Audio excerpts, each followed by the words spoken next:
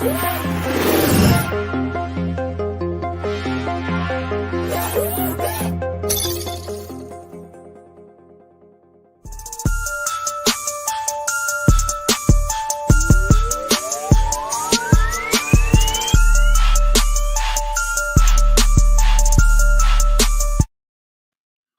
up, family? What's up? It's your boy Frankie. Welcome back to the Root Cause Podcast, where we talk everything relationship and we have the hard conversations. Once again, we back with some more fire, another exciting show. We have a very special guest. I say that every show, but this guest here is unique in what they've done and what they've accomplished.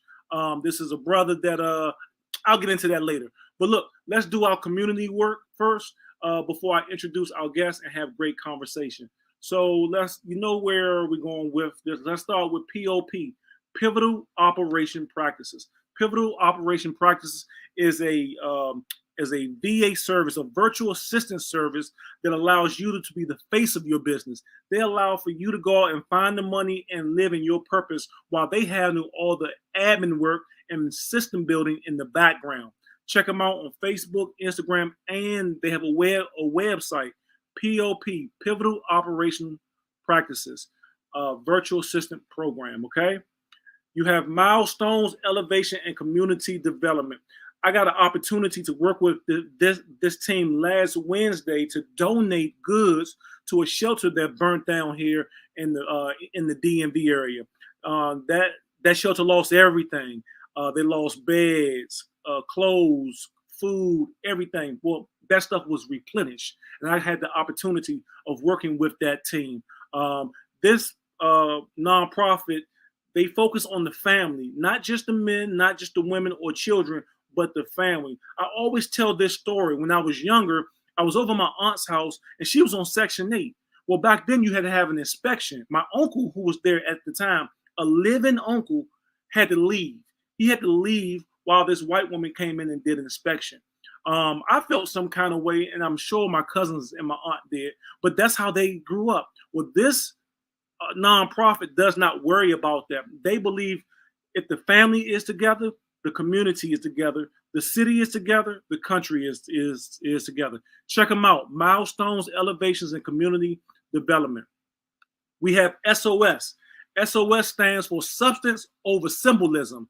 Substance over symbolism. This is a group of couples that came together that want to show what they say. They say the relationship is the intersection to what it looks like versus the reality. So on TV and all over places, you see a relationship being just the highlights of it. You know, just it's good here or it's bad there, and the middle class is never really represented. But SOS is here to support healthy relationships within our community. Married relationships, intimate relationships, or just relationships with yourself, with money, food, whatever. Check out SOS. You can find them on Instagram or on Facebook. My first project is still out there, people. Go to calculatedwithlove.com. Calculatedwithlove.com. You can go, you can buy the book, okay? On this webpage, you will be able to see other videos for podcasts that we've had to talk about the book, and some of the people that you may know or may not know, but there's some goodies for you. I will also be in Philadelphia at the University of Pennsylvania as one of the keynote speakers September the 14th, speaking about my book. Okay, check it out. You can check the website for those dates and times. Go get the book. Most importantly, you can order the book from off of the website. Okay. All right, let's get into it. Today we got a special guest.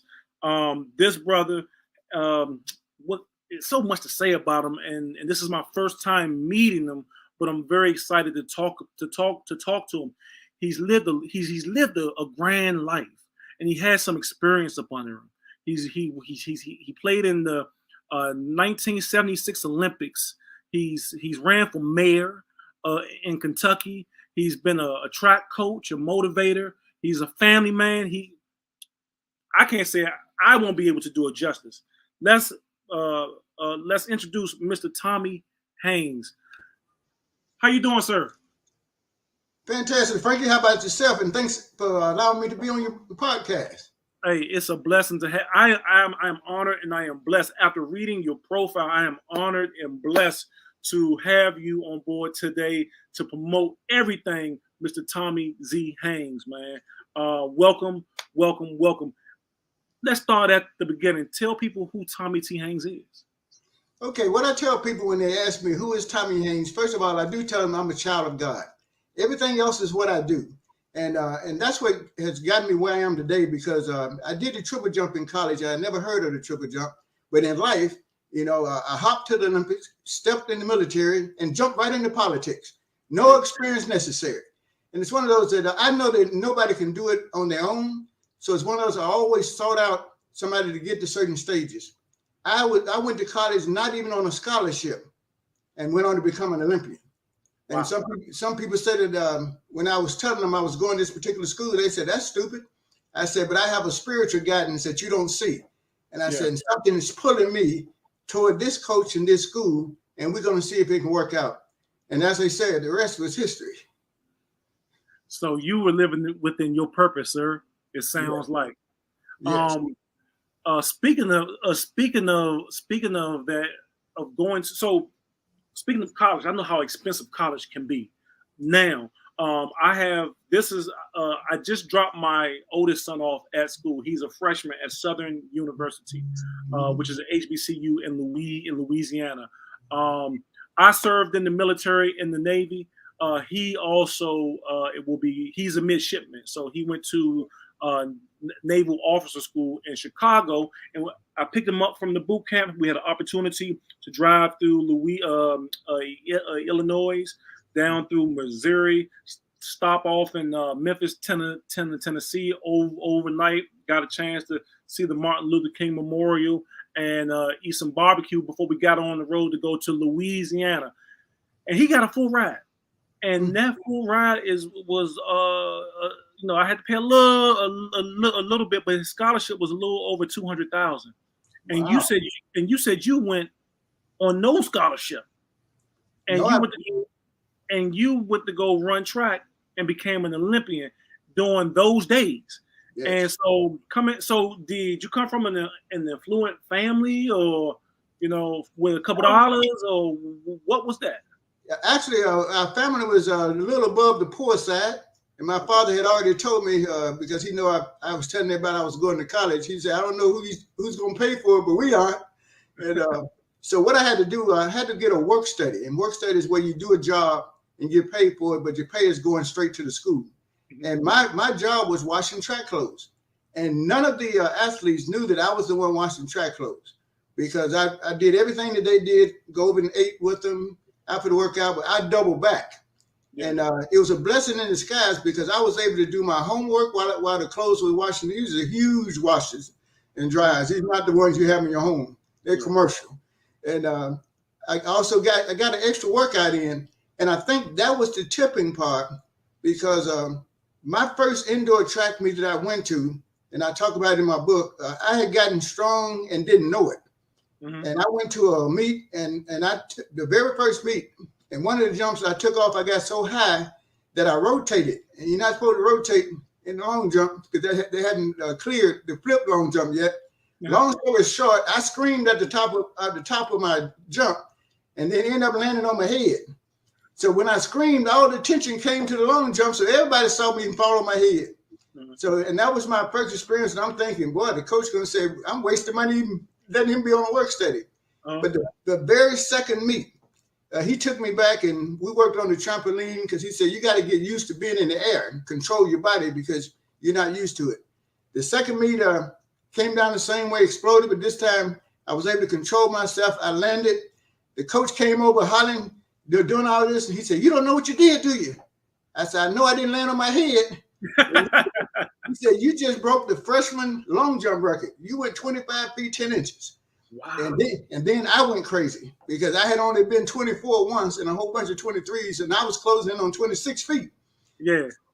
And I was just a long jumper. So it's one of those, of course, by sophomore year, I did get that scholarship, but it was one of, I think, that experience and exposure, maybe not take things for granted. Yes. You know, so you got to, stay in his plan and stay prayed up, and good things will happen. And and a lot of my former athletes, they've read the book now, and they said, we never know you was the one washing the track clothes. So I told them, I said, yep, that was me. Never know. So yes, you spoke about your book, and we're here to talk about your book. We're here to talk. Is this your first book? Is This What is, the L? What yep. the L is your book? What is the motivation behind you writing What the L? And what was your process in writing? Okay, now, first of all, this started off like a memoir because it was really going to be written for my family because I couldn't read. I went to a family reunion, and some family members didn't know I'd have been to the Olympics. They didn't know I had been into politics. They didn't know because what happened, I was in the military 20 years. So if one of my cousins was 5 years old, by the time I got out of the military, they're 25.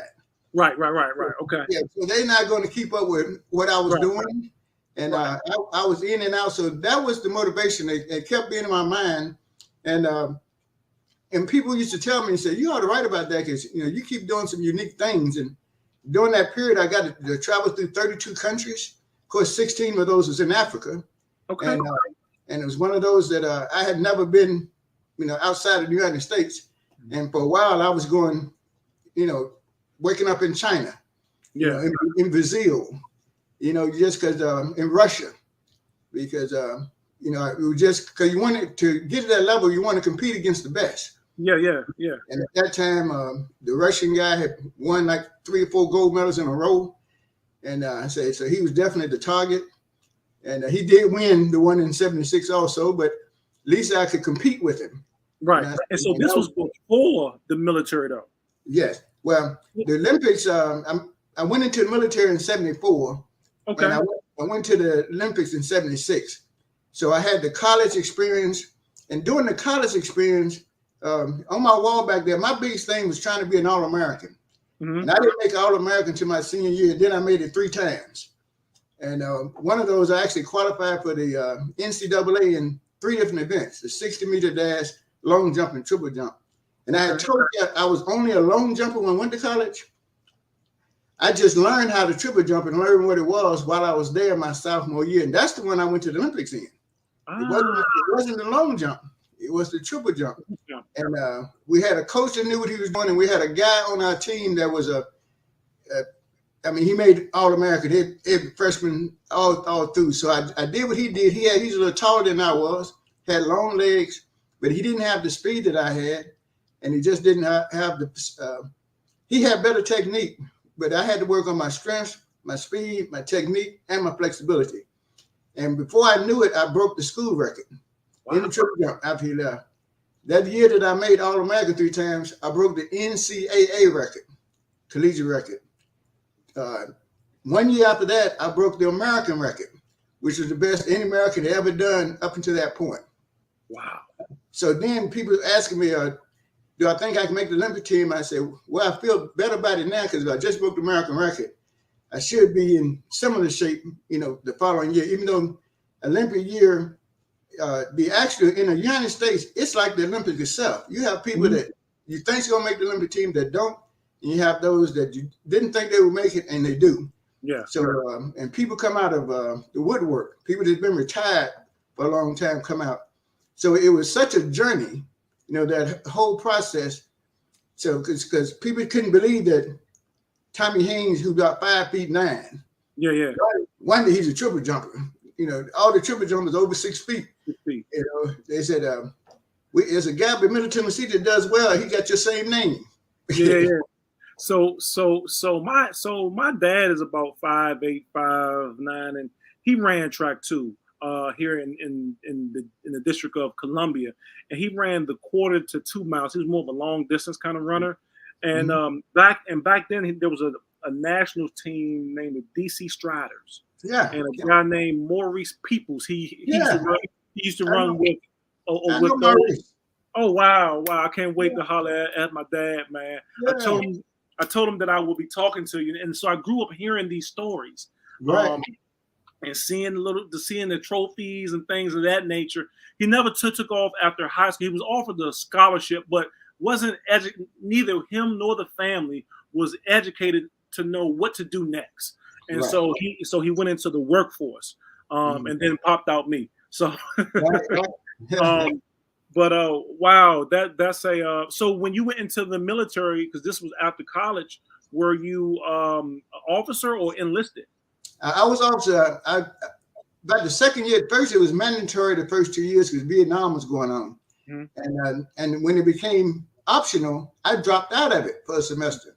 But what I learned while I was in it, I said, now if I do the military, I could do 4 years. I have a for sure job when I graduate. Pay was going to be pretty good, and I was going to be an officer. And by that time, I had my first son while I was in.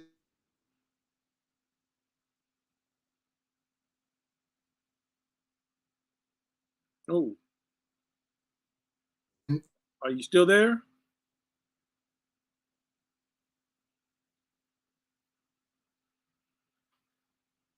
Hey, Mr. Tommy, something happened. Okay, there we go. Okay, I got you back. You left off when you were saying that, and we'll edit that part. You left off saying that you had your first son during that time. Right. Yeah, I had my first son while I was in college. I fell in love with my college, my mate, and we got a little bit too close. And her belly rose, and I am trying to run track, and we got married. Now I talked to her dad, and her dad was big at the NAACP, and he had been in the politics. He was a teacher, had taught everybody in this little small town. So I had to do right. Yeah. But he's my namesake, and he also went in the military after he got older. But I used to hear people whispering, said, and also in '72 I suffered a ACL tear in my knee, my jumping knee. And to make a long story short, I had prayed hard that time and said, Lord, if you just help me get this knee in shape so that I can keep my scholarship and so I can finish school. And lo and behold, the Lord let me know, you don't know who you're talking to. I can do better than that. There we go.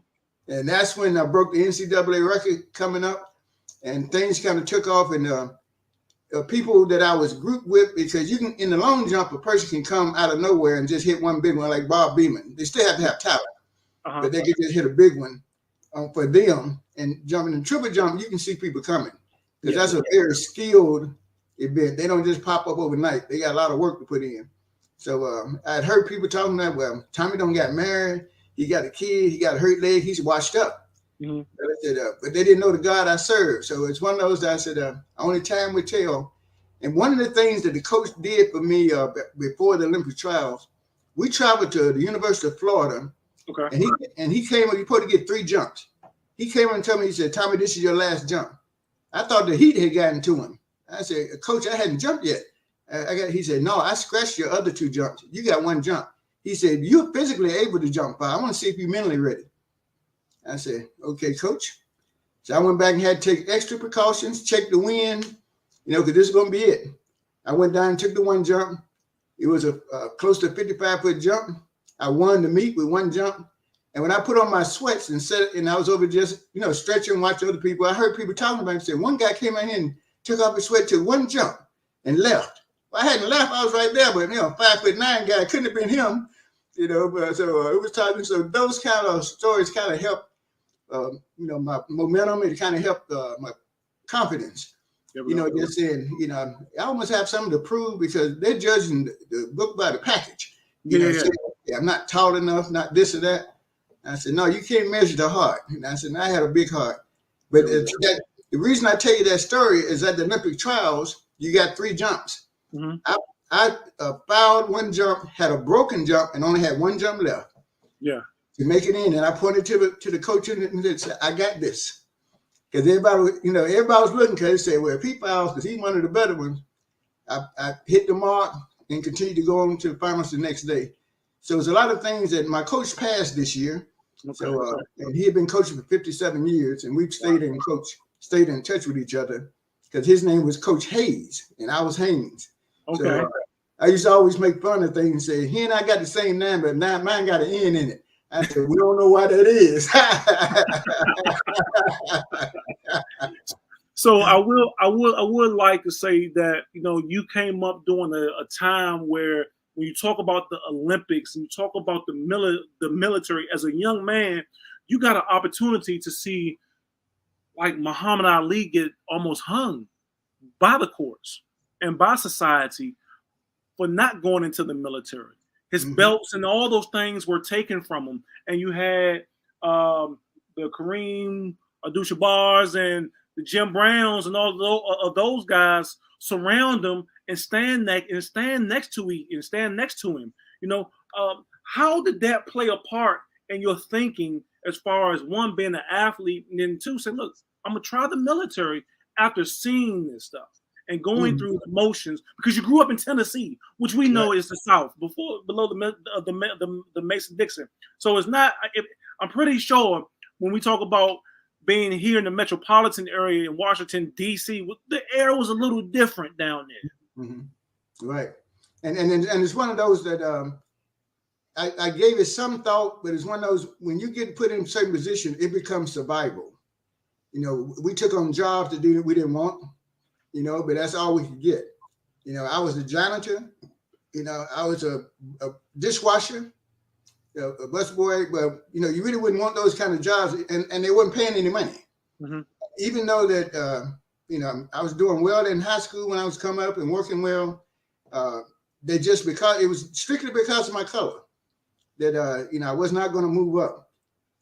And it became actually Muhammad Ali, by the time he did his, I watched it out on TV. And of course, by me having a family, you have to make your own decisions. And I was thinking at the time, I thought I'd go in for 4 years, make enough money to get on my feet, get the family squared away, and then find a job, which is what my parents did. Even they dropped out in the 12th grade, both of them, to start a family and start working. And I knew the things that I kind of wanted to do, but I thought I was going to go into teaching and coaching. But when I went in the military, I ended up being an instructor, which was kind of like teaching, but you're just doing it in a different environment. Right. I ended up being assigned at the United States Military Academy at West Point as a track coach.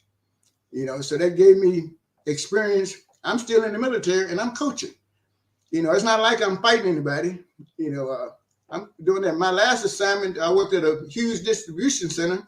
There was 347 civilians and 2 military people, and I was one of the 2.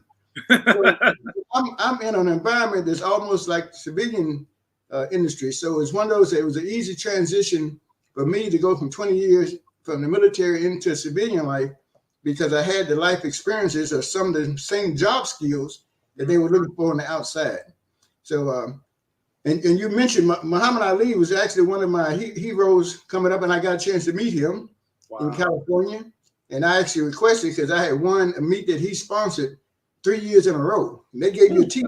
It was one of these little bitty TVs, but back then that was nice, better than a trophy. Yeah. And I told the guy, I said the TV is nice, but I would like to meet Muhammad Ali. I've been here 3 years, and I saw him go over and talk to him. And I'm sitting there, and he talked to me just like you and I are talking. He said, "Tell you too, young blood." He said, "I'd rather not be here." He said, "I'm tired." I said, "I understand because you're staying through the whole meeting. When I do finish my event, I'm back to the hotel." There you go. And the other ones that Wilma Rudolph, we had lunch together at the Olympics. She came, she competed at Tennessee State, and I'm from Nashville originally. Okay. So I knew her and Ralph Boston, pretty well when they were competing. I was just a young high school person looking at these great athletes, and the last one was Jesse Owens. When I met him, I just about fell over. Wow. Because I read about him, and he was at the meet that I jumped up in the Madison Square Garden, and I won both the long and triple jump. And it hadn't been done in like 25 years that a person win those two, back to back. And I got a chance to talk to him, and he kind of gave me some good. He said, "You kind of remind me of myself." He said, "You're putting it all out there." I said, "If I could just make it halfway the way you made it," because he came up through real tough times. Yeah. You're talking about 1936. So that history, I was able to see that come to life. And I realized that, as an athlete, you really have to take responsibility for what's going on around you because you do have a voice. Yeah. And you have to talk to the people that's coming after you because lest they forget. and they think the playing field is level, and it's not always level. Not always level at all, at all, at all. 1976, the Olympics were in Montreal, Canada. And so, in my reading, I read that this almost didn't happen because of the workers, and they had so much work to do. They said that the Queen Elizabeth and they all came towards the stadium, and they were blocked with construction debris, and people had to work 24 hours a day around the clock in order to prepare for the Olympics to even take place. I'm not sure, but did you run with Bruce Jenner? Was Bruce Jenner there? I did. Bruce Jenner was there, and actually on the photo page of our Olympic book, he and I on the same row. He's a J and I'm an H. Okay. And, so we're on the same picture there.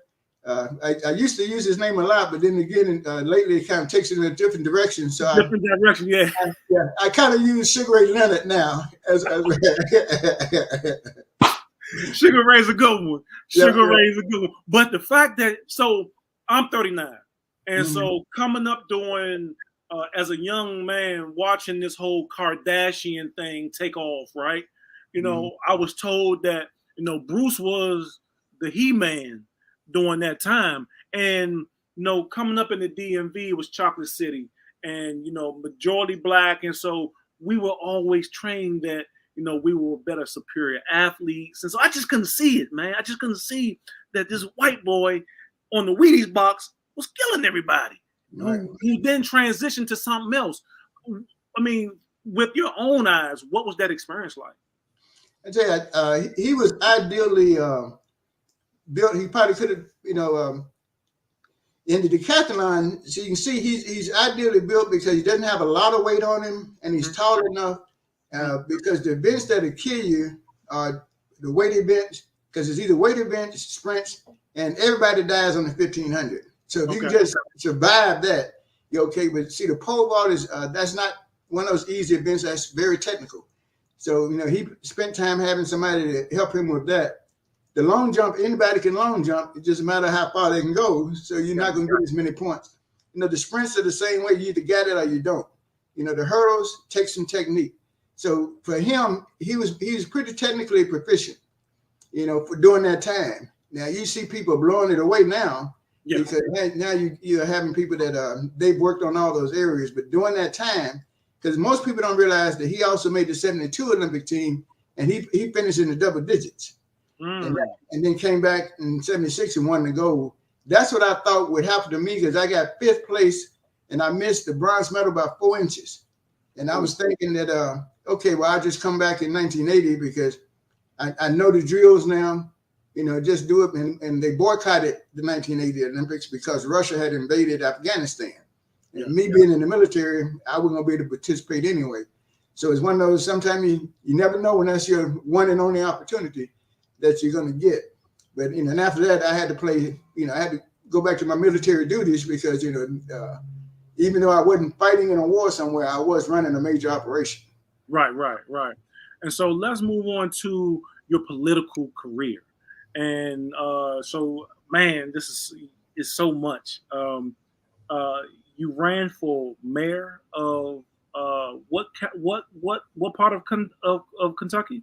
It is actually Frankfort, Kentucky, which is the capital of Kentucky. A lot of people, of course, Lexington and Louisville are more well known. But Frankfort is the capital, and I actually ran for city commission first, and I was elected to 3 terms of city commissioner, and 2 of those terms I was a mayor pro tem, which just means I had the most votes of the other commissioners. Okay. And I lost my wife during the times I didn't run for 2 years, but cancer got to her, but she always said that I would make a good mayor, and we just kind of laughed it off, and then some people actually approached me and say, we need, they were basically saying we need somebody of color, to run, because I was the first African-American to ever run for mayor in Frankfort, because it just wasn't even thought of. Even though Kentucky State is here in a historical black college, right?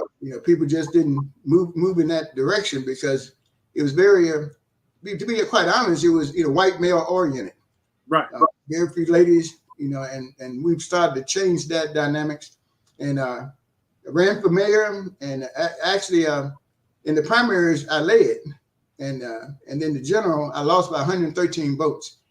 COVID hit, and we couldn't have functions, which really hurt me because I'm a people person.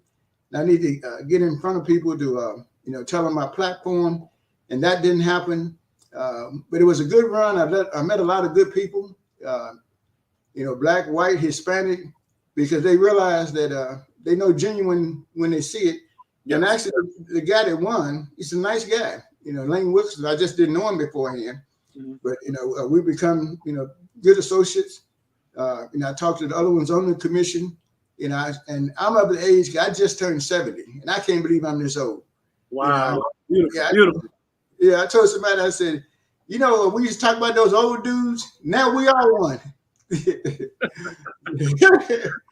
Man, I pray I make it there. So I had an older brother tell me one time. He said, "Young man, go home and go to bed every night, and you'll be fine." Okay. So what was some of the impact that you had as commissioner? Okay, as commissioner, one of the impact is trying to bridge the Kentucky State with the city. And it was taking all 6 years. As a matter of fact, just today, I just came from Kentucky State University, which is a historical black college university. And I'm with the Kiwanis, which is another organization that's very service oriented. And we had a tent, and we were actually signing up some people to get in a program called CKI, which they do on campus, and they do community work. And so we was able to meet. Our table was one of the most popular tables there. And then again, you have the Greeks and the sororities, the fraternities and sororities. They was recruiting people doing theirs, and they had a lot going on. But when they see that didn't always happen. The people from the city never came up to K-State, and K-State never went down to the city. It was like two separated entities. And we've been pushing this. If we're going to really be a town that works together and grows together, everybody talks about the melting pots and trying to make sure inclusion and trying to get to the root cause of some discriminations. And now it's open up. I'm a member of a program that's called Frankfurt on Race Relations. And what they do is to say, we want to talk to each other face to face, honest, and not judge. Yeah. So it's one of those that we're getting people together and talking who typically don't talk. Mm-hmm. And he said, you're going to have your points. He said, at least I can understand where that person stands. I'm going to have my points because I'm looking at it through my window. Right. And they're going to be looking at it from whatever their background is. And it's been very well accepted. I've actually spoken at a couple of predominantly white churches. And I say predominantly, I was the only black person there. But so it was very much.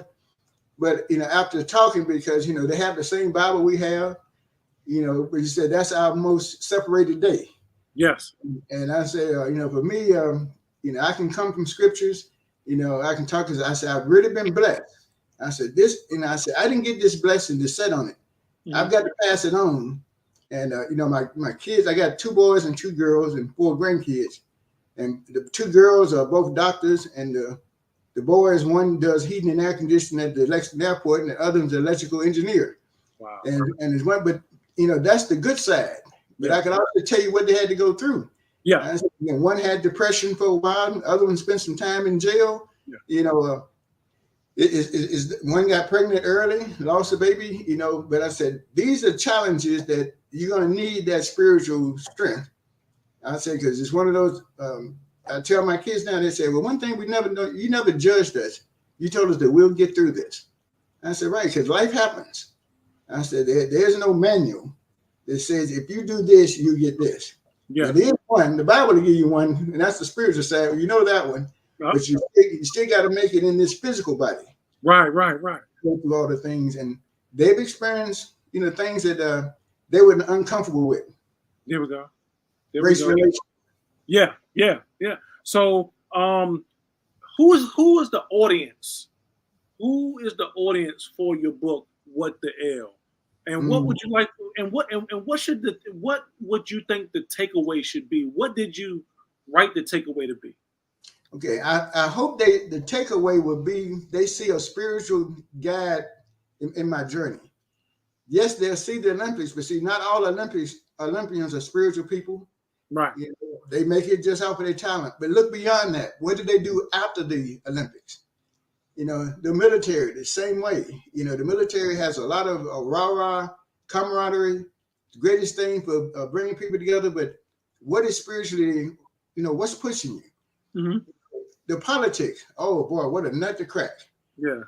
I had to tell people, I said, I don't consider myself a politician. I consider myself a public servant, because politicians, I didn't care much for, because I've seen it in my short while of how people are bought. You know, I mean, in certain things, I give you money if you'll vote for this. No, you know, I vote my mind, my heart, and what the facts show me. And I said, if all that is wrong, then you know, I'll take credit for it. So I voted for it because at the time I voted on this. This is what was happening. Yeah. You know, and I think that's the takeaway, because my pastor has said that about the book. He said it says on the book that it's written for athletes, and athletes do get it a lot. Okay. But it's also written about everybody has a journey. Everybody. Not everybody's going to write a book, because I didn't think I would write a book. Because tell you the truth, I didn't like to read or write. So, you know, so if he can write a book, then anybody can write a book, because, you know, I try to make the letters, you know, big enough so that, you know, it wouldn't have to squint, you know, because, you know, it would give me a headache if I had to stare at the book. I had to put on some reading glasses. You know, I just want to read. And a whole bunch of stuff was left out, but I say, well, God knows best, because I was ready to quit a lot of times, because you got other things pulling at you. And then I have to keep going back to this, you know, book thing. And actually, Dr. Oliver T. Reed, you know, he kept me on track. Said, you can do this. Okay. He said, you're almost there. He said, you know, you need to flush out a few of the characters. He said, okay, I'll do it, but I'm ready to get this in. Then you got to go through the proofing thing. And, yes. you know, yeah. So it's one of those that I said, I was glad when it came out. And, and a lot of people, more people know more about me now than they did then, because they can see it all in a very short period of time. To you, actually, they're talking about 50 years and 113 pages. Wow. Wow. So it covers, you know, quite a bit of time. Yeah, my sentiments are the same when it came to writing my first book too. You definitely need a team. And an accountability partner, someone to say, you know what is this? What does it mean? And to really help you stay focused and stay towards the date that you want to finish. To spare no expense during the editing process. I learned so much about the writing process with writing my first project too. So congratulations. Where can people find the book? And is it available now? It is available now. It's on Amazon.com, and it is, you know, What the L, Lead, Love, and Learn, because I just found out after I wrote this, there was some other books saying What the L, but they had something different from way back, and I said, boy, I thought of it all by myself, you know, because it came to me in a dream one night, and I woke up laughing. You know, I said, why would you name a book that? You know, but the lead, love, and laugh part, because I've always been selected as a leader, and I didn't see it in myself, but I was the captain of every team I've ever been on, including the Olympic team. I mean, from high school to college to the Army to the Olympics, I was always selected the captain of the team, and beat out people like Bruce Jenner. Who were already, you know, cast as being the greatest athlete of the world, you know, a shooting forward. So, you know, these kind of things, I'm glad that other people saw something in me that I didn't see. I'm just going on with the program. I said, there's got to be a plan. I know I'm doing the best I can, because I always said, if you work hard and stay focused, you get to where you go, you know, want to go. You got to have a target. So I kept having those little targets out there. And once I stayed like in the military long enough, the target was to stay in long enough to retire. Yeah. Because when I came in, I said, that's instant money. When I'm going to go out, I want residual money that I'm going to get, you know, whether I'm in or not. So that kind of kept me there. Then you start all over looking for that next job. Like you said, what's next? And that led me to Kentucky. So what I'm gonna do right quick is I'm gonna step off and I'm gonna bring you up, and I want you to leave your final thoughts with the listeners and give them something to walk away with. Okay. You know, the floor is yours. Well, ladies and gentlemen, athletes, darn athletes, what I'd like for you to get out of this book is actually the journey. I want you to see behind the scenes of what can happen if you put your faith in something larger than yourself. It was never about me. It was about doing those things with the abilities that God gave me. First, he gave me the ability to jump. Now, I got in trouble for jumping around on furniture, but it paid off by making the Olympic team. Then I was led to go into the military just to feed the family, and that led to a retirement. And then I was fortunate enough to come to Kentucky in education, and it led me into politics, which I never in my wildest dreams or nightmares thought that would happen. But you do the best with what you have. Everybody has a gift. Some have several. It's time to use those gifts. If you're feeling real froggy, go on and write you a book and tell everybody about it. God bless you all. Y'all have a great one. Once again, y'all are now listening to the Root Cause Podcast. Brother Haynes, you hang tight. Y'all are now listening to the Root Cause Podcast, where we like to talk everything relationship and have the hard conversations. Today, y'all got a masterclass on the 1976 Olympics, what it was like going through it, what it was like coming out of it, being a black man coming from Kentucky in a leadership position. You can't beat it. I'm honored to have Mr. Tommy Haynes on today, and I will invite him back. Mr. Haynes, I appreciate you, my good brother. You hang tight. Y'all are now listening to the Root Cause Podcast. We'll see y'all next time. Thanks a lot, Frankie.